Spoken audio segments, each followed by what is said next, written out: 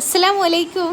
ഇന്നൊരു ചിക്കൻ കട്ട്ലേറ്റിൻ്റെ റെസിപ്പിയാണ് കാണിക്കുന്നത്. നിങ്ങൾക്ക് ചിക്കൻ കട്ട്ലേറ്റാണോ ബീഫ് കട്ട്ലേറ്റാണോ ഇഷ്ടമെന്ന് കമൻറ്റിൽ അറിയിക്കുക.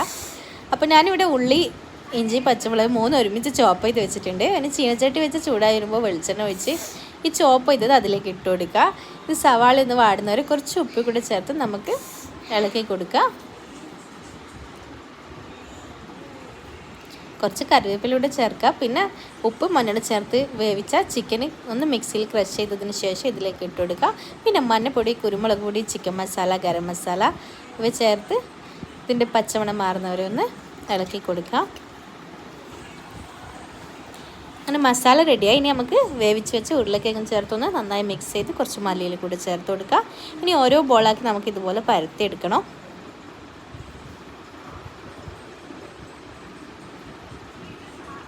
അങ്ങനെ മുഴുവൻ കട്ട്ലേറ്റും പരത്തി വെച്ചിട്ടുണ്ട്. ഇനി ഇത് ഡിപ്പ് ചെയ്യേണ്ട ഒരു ബാറ്റർ റെഡിയാക്കണം. അതിന് വേണ്ടി ഒരു മുട്ട, മൈദപ്പൊടി, ഉപ്പ്, കുറച്ച് വെള്ളവും ചേർത്തൊന്ന് മിക്സ് ആക്കുക. ഇനി ഓരോ കട്ട്ലേറ്റ് എടുത്ത് അതിൽ ഡിപ്പ് ചെയ്ത് ബ്രെഡ് ക്രംസിൽ നമുക്ക് കോട്ട് ചെയ്തെടുക്കണം. അങ്ങനെ മുഴുവൻ കട്ട്ലേറ്റും ഇതുപോലെ ചെയ്യാം. ഇനി നമുക്ക് ചൂടുള്ള എണ്ണയിലിട്ടൊന്ന് ഫ്രൈ ചെയ്തെടുക്കണം.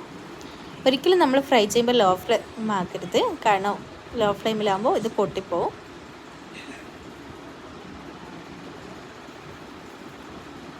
അങ്ങനെ കട്ട്ലേറ്റ് ഫ്രൈ ആയി. നമുക്കിത് എണ്ണയിൽ നിന്നും മാറ്റാം. ബാക്കി മുഴുവനും നമുക്ക് ഇതുപോലെ ഫ്രൈ ചെയ്തെടുക്കാം. അപ്പോൾ വീഡിയോ ഇഷ്ടമായാൽ ലൈക്ക് ചെയ്യുക, ഷെയർ ചെയ്യുക, സബ്സ്ക്രൈബ് ചെയ്യാൻ മറക്കല്ലേ.